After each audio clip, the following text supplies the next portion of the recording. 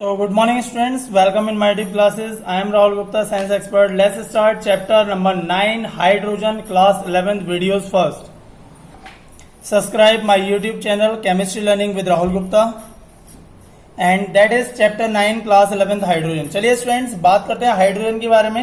Hydrogen जो होता है वो आप कह सकते हैं यूनिवर्स का मोस्ट अबंडेंट एलिमेंट्स है. अबाउट 70% मास जो है टोटल यूनिवर्स का वो हाइड्रोजन है. चलिए कैसे है वो बात करते हैं आगे. So students, you know very well hydrogen the most abundant element in the universe and the third most abundant element on the surface of globe is being visualized as the major future source of the energy.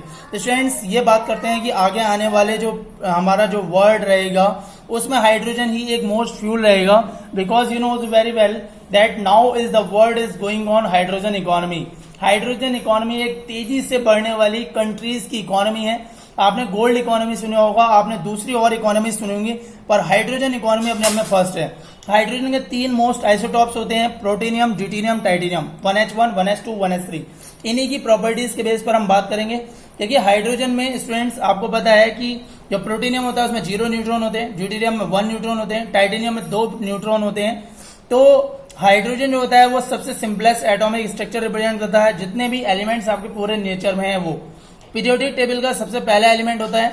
99.98% most abundant प्रोटीनियम है, 0.01356% hydrogen है और plutonium जो है वो titanium से मिलकर बनाया जाता है. ठीक है students. General electronic configuration 1s1. Mostly आप कह सकते हैं उसके अंदर एक अनपेयर्ड इलेक्ट्रॉन प्रेजेंट होता है. पूरी पीरियोडिक टेबल का केवल एकमात्र ऐसा एलिमेंट जो सबसे स्लोएस्ट है, सबसे ज्यादा रिएक्टिव है, एल्कली मेटल की सीरीज में आता है, फर्स्ट ग्रुप में है, फर्स्ट पीरियड में है. ठीक है स्टूडेंट्स. और इसके जो रेडियो एक्टिव हैं जिनमें टाइटेनियम की बात कर रहे थे वो रेडियो एक्टिव एलिमेंट है. रेडियो एक्टिविटी रिप्रेजेंट करता है emits low energy beta particles. तो देखिए इलेक्ट्रॉनिक कॉन्फिगरेशन में आपको बता चुका 1s2 इस ग्रुप में सबसे पहला एलिमेंट है. क्यों इसे एल्कली ग्रुप में रखा गया, क्यों फर्स्ट ग्रुप में रखा गया, उसके रीजन के बारे में पूरा डिस्कशन करेंगे. स्टूडेंट सबसे लो एटॉमिक मास वाला एलिमेंट है हाइड्रोजन, इसीलिए इसे फर्स्ट ग्रुप में रखा गया. सबसे ज्यादा रिएक्टिविटी रिप्रेजेंट करता है और कुछ ऐसी प्रॉपर्टीज में है जो एल्कली मेटल्स की तरह रिप्रेजेंट होती हैं क्योंकि ये +1 वैलेंसी रिप्रेजेंट करता है. एक इलेक्ट्रॉन है आउटर मोस्ट ऑर्बिटल में. ये सबसे इंपॉर्टेंट फैक्ट है जिसकी वजह से इसकी पोजीशन पूरी पीरियोडिक टेबल में सबसे ज्यादा इंपॉर्टेंट है. इस एलिमेंट को छोड़कर बाकी कोई और ऐसा एलिमेंट नहीं है जिसकी प्रॉपर्टीज मिसमैच होती हूं अपने ग्रुप के एलिमेंट से. देख रहे हैं स्टूडेंट्स. हाइड्रोजन क्लोरीन के साथ रिएक्शन कर लेता है जैसे lithium, sodium, potassium, rubidium, caesium, francium करते हैं. स्ट्रॉन्ग रिड्यूसिंग एजेंट है अपने आप में. देखिए यहाँ पर हाइड्रोजन कैसे फ्लोरीन आयरन के साथ रिएक्शन कर रहा है और वाटर मॉलिक्यूल बना रहा है, आयरन को डिस्प्लेस कर दे रहा है. तो ये चीज आपको वहां पर क्लियर हो जाएगी. ठीक है स्टूडेंट्स. तो आप कह सकते हैं अर्थ क्रस्ट में 15.4%, वाटर में तो हाइड्रोजन प्रेजेंट ही है. हाइड्रोजन के 2 मॉलिक्यूल प्रेजेंट होते हैं. आइसोटॉप्स जिनके सेम इलेक्ट्रॉनिक कॉन्फिगरेशन रिप्रेजेंट होते हैं, द सेम मॉलिक्यूलर प्रॉपर्टीज, उनकी केमिकल प्रॉपर्टीज भी सेम है. लाइक सो स्टूडेंट्स हाइड्रोजन की बात करें तो high ionization enthalpy, alkali metal low ionization enthalpy represent करते हैं, एनर्जी रिप्रेजेंट करते हैं. हाइड्रोजन नॉन मेटेलिक है, एल्कली मेटल मेटेलिक है. हाइड्रोजन डाई एटॉमिक मॉलिक्यूल है जबकि alkali metal non atomic molecule है. हाइड्रोजन गैसियस स्टेट में है, एल्कली मेटल सॉलिड स्टेट है रिप्रेजेंट करती है.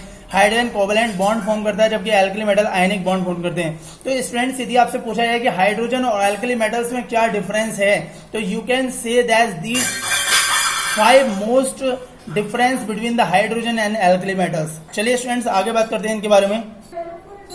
ठीक है स्टूडेंट्स. तो ये आपका डिफरेंस है. हाइड्रोजन अपने आप में डाई एटॉमिक मॉलिक्यूल्स रिप्रेजेंट करता है गैस फॉर्म में बात करें. उसके बाद बात करते हैं इनकी प्रिपरेशंस की. तो डाई हाइड्रोजन जो है वो it is usually prepared the reaction of granulated zinc with dilute hydrochloric acid. जब जिंक की हम हाइड्रोक्लोरिक एसिड के साथ रिएक्शन कराते हैं तो हाइड्रोजन गैस वहां से प्रोड्यूस हो जाती है. जैसे ये कुछ एग्जाम्पल आपको दिखाई दे रहे होंगे.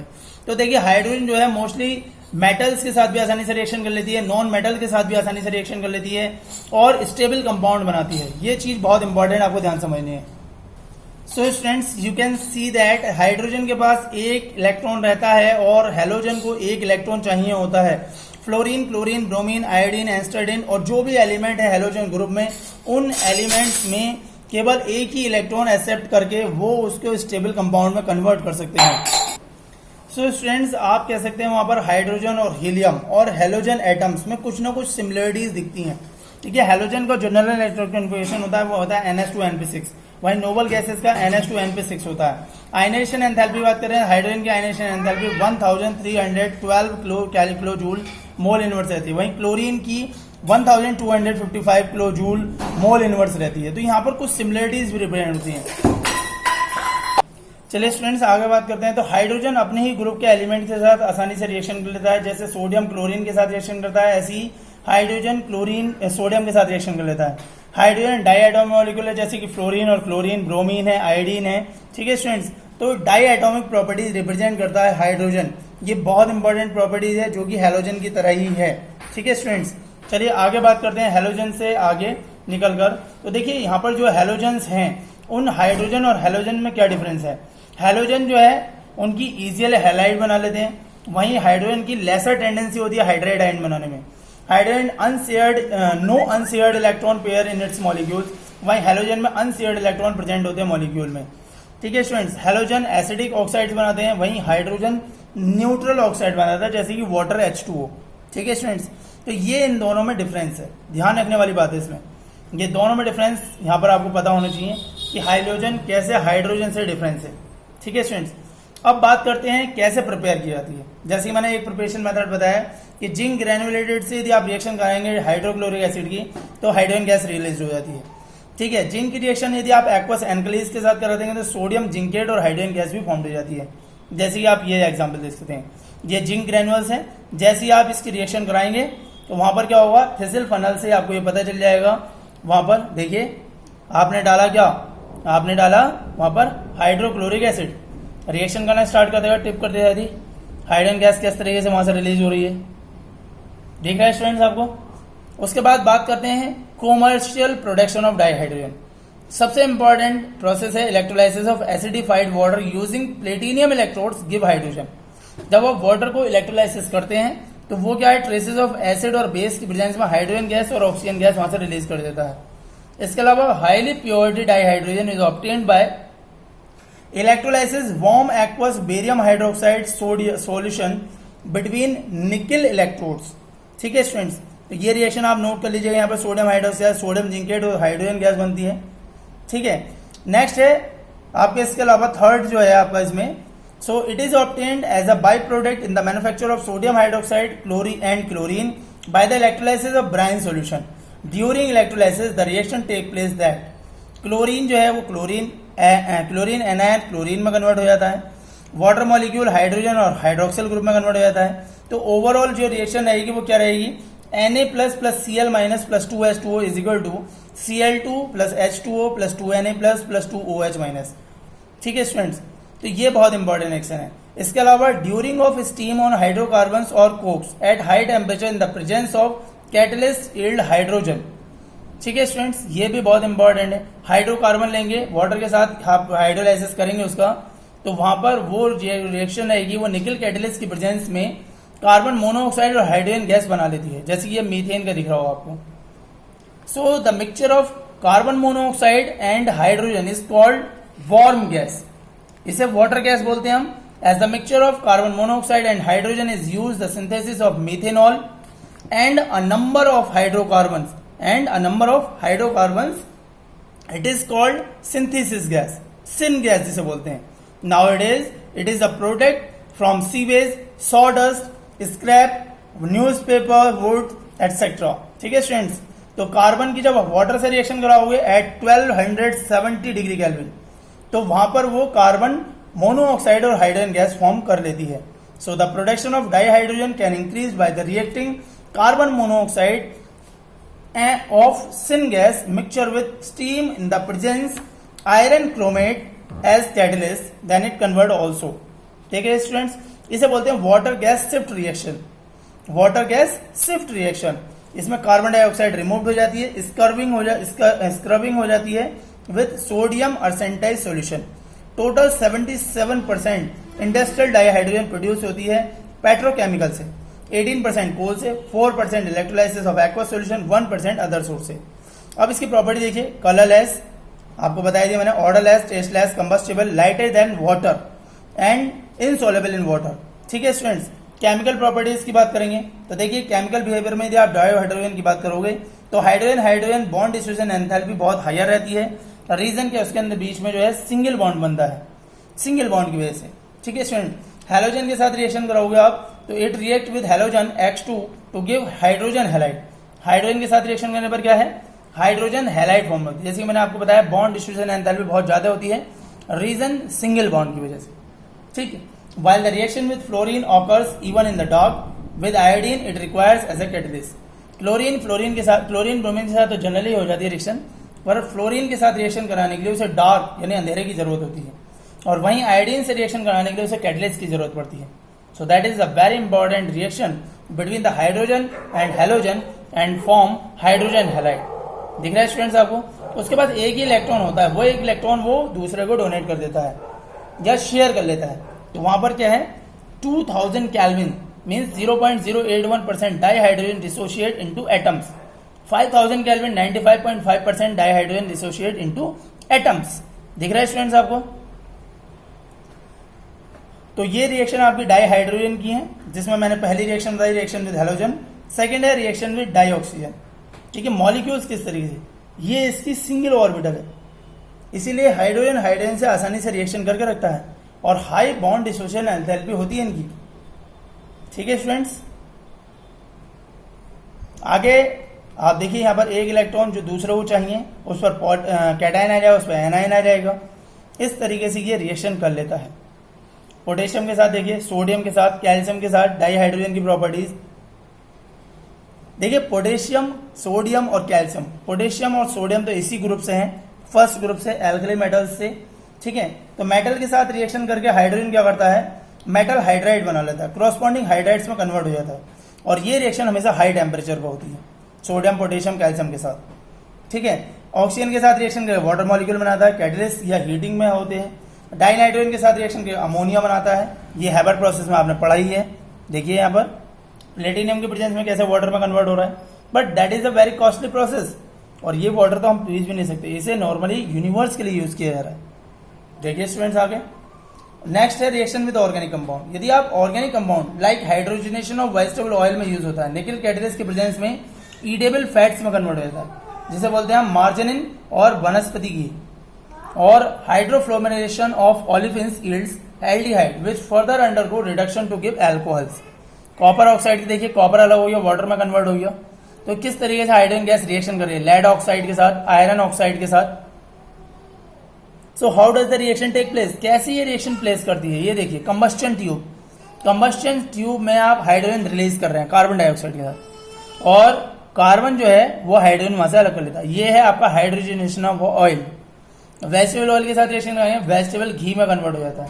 बहुत इंपॉर्टेंट रिएक्शन है, बहुत यूज होती है, कैटलिस्ट के प्रेजेंस में होती है रिएक्शन। यूज ऑफ डाइहाइड्रोजन की बात करें, so large single use of dihydrogen is in the synthesis of ammonia which is used in the manufacture of nitric acid and nitrogenous fertiliser. इसके अलावा मैन्युफैक्चर ऑफ वनस्पति की by hydrogenation of poly unsaturated vegetable oils like soybean oil, cotton seeds. इसके अलावा जो है methanol बनाने में manufacture of metal hydride, preparation of hydrogen chloride जिसे बोलते हैं highly usable chemical, metallurgical process में reduce having metals oxides to metals. और इसके अलावा सबसे जो इंपॉर्टेंट यूज है वो है rocket fuel in space research, and dihydrogen is used in fuel cell for generating electrical energy.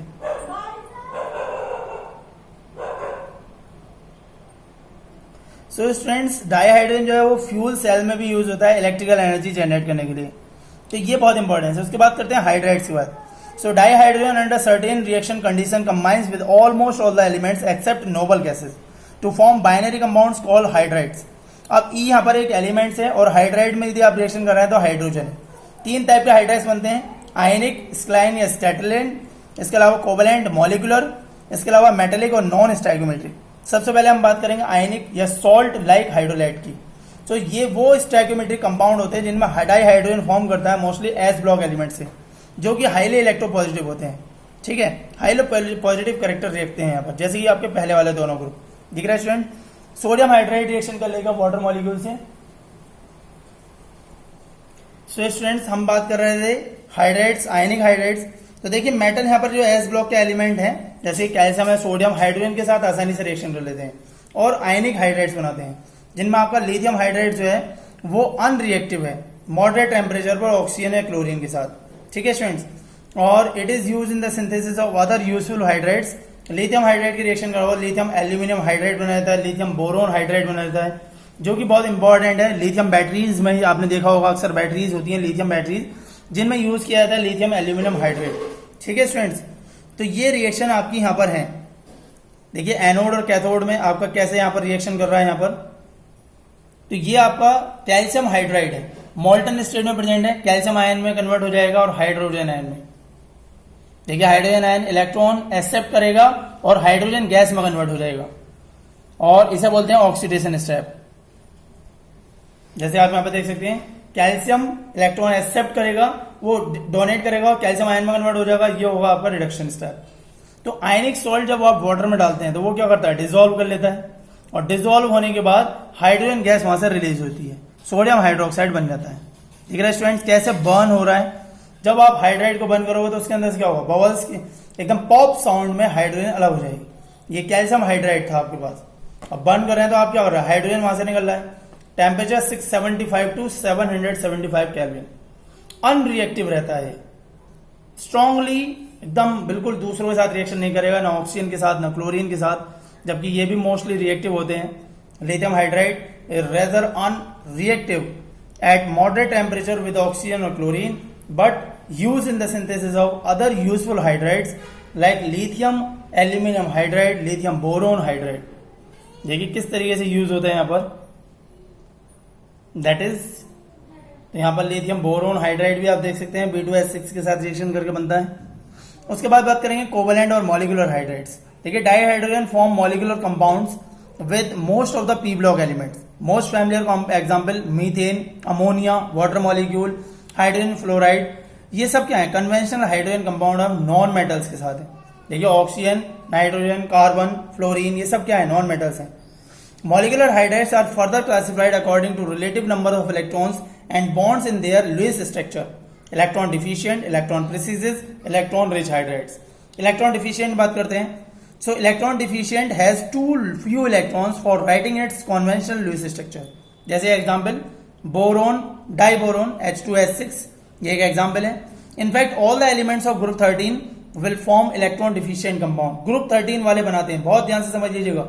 Group 13 का जो एलिमेंट्स हैं वो इलेक्ट्रॉन डिफिशिएंट कंपाउंड बनाता है, क्योंकि उनके पास इलेक्ट्रॉनों की कमी होती है, इसीलिए डाई ग्रुप चलता है हमेशा। डाई बोरेन, मैंने अभी बताया आपको, डाई बोरेन B2H6, BH3 से BH3 जुड़ा होता है, दो मॉलिक्यूल, तभी वो स्टेबल बनाते हैं। नेक्स्ट आता है आपका इलेक्ट्रॉन प्रिसिसिस। इलेक्ट्रॉन प्रिसिसिस का मतलब क्या है, देखिए इलेक्ट्रॉन प्रिसिसिस का मतलब have the required number of electrons to write the conventional Lewis structure, यानी जितने इलेक्ट्रॉन चाहिए उतने ही इलेक्ट्रॉन उनके पास होते हैं, इसीलिए बोलते हैं electron precise, equal number of electrons. Group 14 के जो एलिमेंट्स हैं वो इस तरीके के कंपाउंड बनाते हैं और उनकी ज्योमेट्री होती है टेट्राहेड्रल, जैसे कि आप स्ट्रक्चर में देख सकते हैं। ये आपका जो था इलेक्ट्रॉन प्रिसिसिस का था, सॉरी इलेक्ट्रॉन डिफिशिएंट का। अब आएगा इलेक्ट्रॉन प्रिसिसिस का, देखिए एग्जांपल, देखिए मीथेन सिलिकॉन के साथ हाइड्राइड, सिलिकॉन हाइड्राइड। तो ग्रुप जो आपका 14 है उसके एलिमेंट जो हैं वो हमेशा इलेक्ट्रॉन प्रिसिसिस कंपाउंड बनाते हैं। इनकी जो स्ट्रक्चर होता है वो ज्योमेट्री आपकी टेट्राहेड्रल रहती है। इलेक्ट्रॉन रिच कंपाउंड की बात करें, ग्रुप 15, 16, 17 ये जो कंपाउंड बनाते हैं हाइड्रोजन के साथ उन्हें बोलते हैं इलेक्ट्रॉन रिच हाइड्राइड। एक लॉन पेयर जैसे कि आपका अमोनिया ग्रुप पे प्रेजेंट होता है, वाटर मॉलिक्यूल में 2 लॉन पेयर प्रेजेंट होते हैं, हाइड्रोजन फ्लोराइड में 3 लॉन पेयर प्रेजेंट होते हैं। तो इन पे क्या है, एक्स्ट्रा इलेक्ट्रॉन है, इसीलिए इन्हें बोलते हैं इलेक्ट्रॉन रिच हाइड्राइड्स। ठीक है students, they are behaves as Lewis base, its means electron donor. The presence of lone pair on highly electronegative atoms like nitrogen, oxygen, fluorine in hydrides result in the hydrogen bond formation between the molecules that leads to the dissociation of molecules, और ये dissociation को भी वहां पर show करते हैं। ठीक है स्टूडेंट्स, लीड्स करते हैं, ये चीज आपको ध्यान रखनी है। उसके बाद आता है मेटेलिक और non stoichiometric hydrides. So these are formed by many D block and F block elements. ठीक है स्टूडेंट्स, ग्रुप 7, ग्रुप 8, ग्रुप 9 जो है वो हाइड्राइड नहीं बनाते हैं। Even from group 6 only chromium forms CH-CrH. The hydrides conduct electricity and heat through not as efficient as their parents metal do. Unlike alkaline hydrides, they are almost always non-stoichiometric, being deficient in hydrogen. For example, LaH 2.87, LaH 2.87, YbH 2.55, TiH 1.5 to 1.8. ये जो कुछ हमारे compound हैं जो law of constant composition को follow नहीं करते हैं, जिनमें कांस्टेंट कंपोजिशन नहीं है। ठीक है स्टूडेंट्स, तो इन्हें बोलते हैं हम नॉन स्टाइकोमेट्रिक या मेटालिक हाइड्रेट्स। ठीक है स्टूडेंट्स, इंपॉर्टेंट है।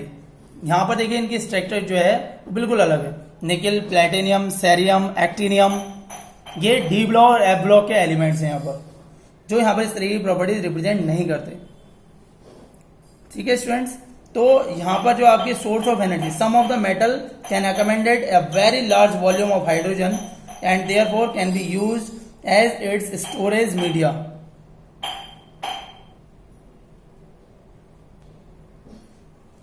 ठीक है स्टूडेंट्स, तो यहां पर some of the metals can accommodate a very large volume of hydrogen and therefore that can be used as storage media. This property has high potential for hydrogen storage and as a source of energy.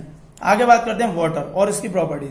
Students, you know very well that human body has about 65% and some plants has much as 95% water. Land पे 71% water है almost, और जितने भी organism है normally water के बिना रह ही नहीं सकते। ठीक है, तो वाटर अपने आप में क्या है, एक क्यूरियल कंपाउंड है जो सर्वाइवल के लिए, सारी लाइफ के लिए जरूरी है। एक सॉल्वेंट भी है जिसकी ग्रेट इंपॉर्टेंस है। The distribution of water over the earth crust surface is not uniform, कहीं बहुत ज्यादा है कहीं बहुत कम है, like ocean, polar ice cap. इसके अलावा ground water, lakes, soil moisture, atmospheric water vapour, river. Water की बात करें फिजिकल प्रॉपर्टी, कलरलेस, टेस्टलेस। इसके अलावा फिजिकल प्रॉपर्टीज में जो इसकी हैवी वाटर रहती है उनकी प्रॉपर्टीज में थोड़ा डिफरेंस है। Freezing point 273 point kelvin, 273, boiling point 373 kelvin. ठीक है स्टूडेंट्स, और डेंसिटी 1 ग्राम पर सीसी। ठीक है, वाटर मॉलिक्यूल किस तरीके से एक दूसरे के साथ कंबाइंड होते हैं। इलेक्ट्रिकल कंडक्टिव 5.7 × 10⁻⁸, और इसमें भी एक टाइप और रहता है जिसे बोलते हैं हम हैवी वाटर। तो ये कुछ हमारी फिजिकल प्रॉपर्टीज थी। ठीक है स्टूडेंट्स, वीडियोस पसंद आ रही तो वीडियोस को लाइक करें, शेयर करें, चैनल को सब्सक्राइब करें। Heat of vaporisation, heat of fusion. Heat of vaporisation 40.63 kilo joule mole inverse, heat of fusion 6.013 kilo joule mole inverse. ठीक है, तो स्ट्रक्चर की बात करें, high heat of vaporisation and heat capacity are responsible for moderation of the climate and water temperature of living beings. It is an excellent solvent for transportation of ions, molecules required for plant and animal metabolism. Due to hydrogen bonding with polar molecule, even covalent compound like alcohol, carbohydrates dissolve in water. Structure अभी हमने बात करी, angle होता है 104.5 degree और वहीं bond length होती है 95.7। तो ब्रेन में देखिए 80 to 85% वाटर ही रहता है।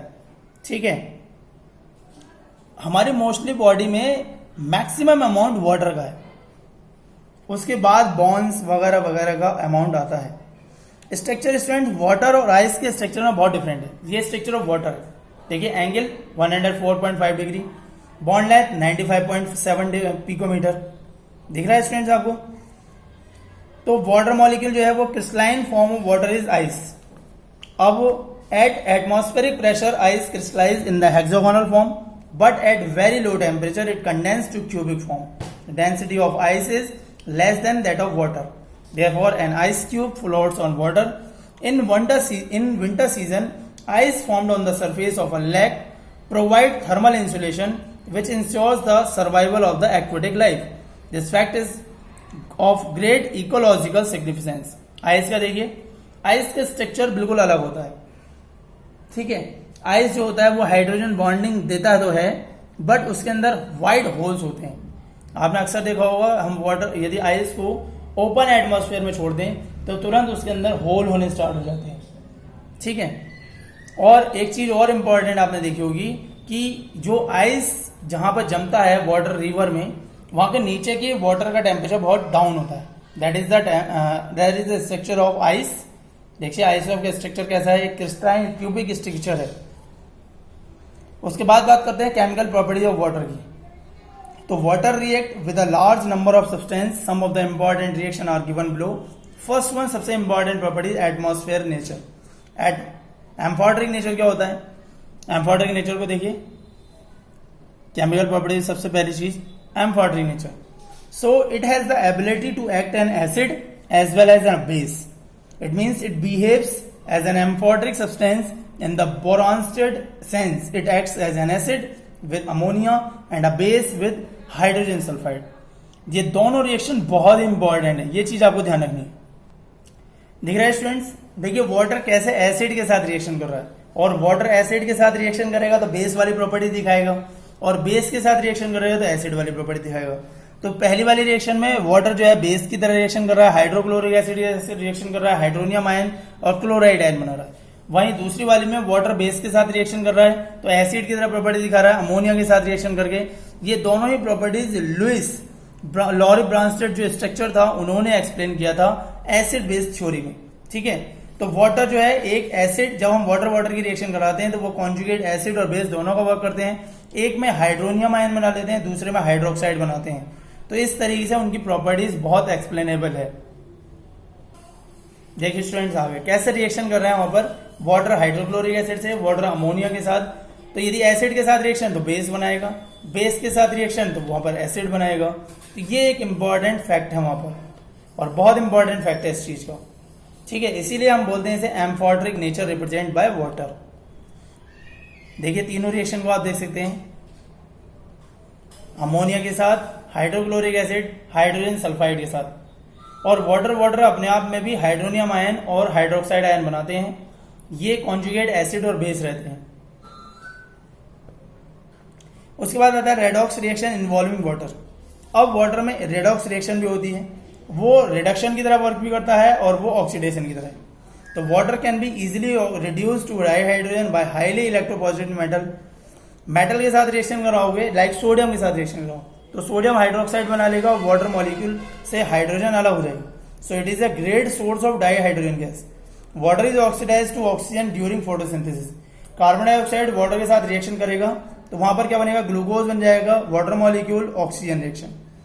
ठीक है students, with fluorine it also oxidise to oxygen. Fluorine के साथ यदि आप वाटर की रिएक्शन कराओगे तो हाइड्रोजन आयन, फ्लोराइड आयन और ऑक्सीजन, ये आपकी रिएक्शन फॉर्म हो जाएंगे वहां पर. तो रिडक्शन रिएक्शन में पड़ेंगे. उसके बाद हाइड्रोलाइसिस की बात करते हैं. So due to high dielectric constant it is a very strong hydrating tendency. It dissolve many ionic compounds. Certain covalent and ionic compounds are hydrolysed in water. Like वहां पर आपका फास्फोरस पेंटा ऑक्साइड है, silicon tetrachloride, nitrogen, ये भी आसानी से reaction कर लेते हैं वाटर मॉलिक्यूल के साथ. जैसे कि इनकी रिएक्शन ये देखिए हाइड्रोक्लोरिक एसिड बनना है सिलिकॉन टेट्राक्लोराइड के साथ, और वहीं नाइट्रोजन के साथ रिएक्शन यदि वाटर की आप कराएंगे तो वहां पर अमोनिया और हाइड्रोक्साइड आयन बन जाते हैं.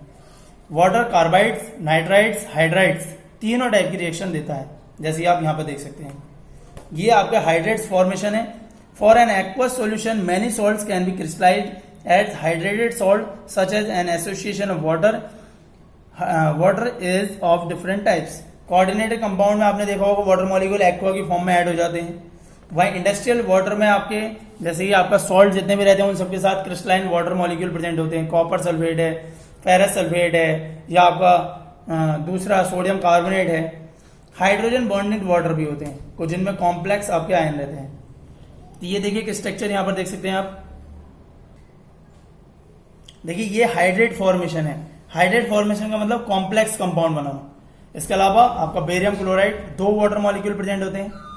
सोडियम कार्बोनेट में 10 वाटर मॉलिक्यूल प्रेजेंट होते हैं. फेरस सल्फेट में 7 वाटर मॉलिक्यूल प्रेजेंट होते हैं. तो ये भी अपने आप में बहुत इंपॉर्टेंट है, इनमें वाटर ऑफ क्रिस्टलाइजेशन प्रेजेंट होते हैं. जैसे ये इनका कॉम्प्लेक्स कंपाउंड है कॉपर सल्फेट का.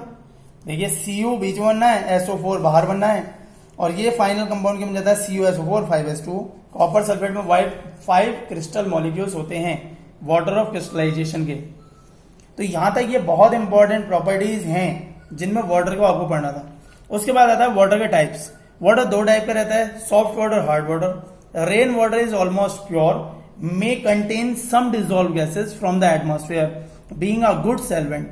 When it is flow on the surface of the earth, it dissolves many salts. Presence of calcium and magnesium salts in the form of hydrogen carbonates, chlorides, sulfates in water makes water hard.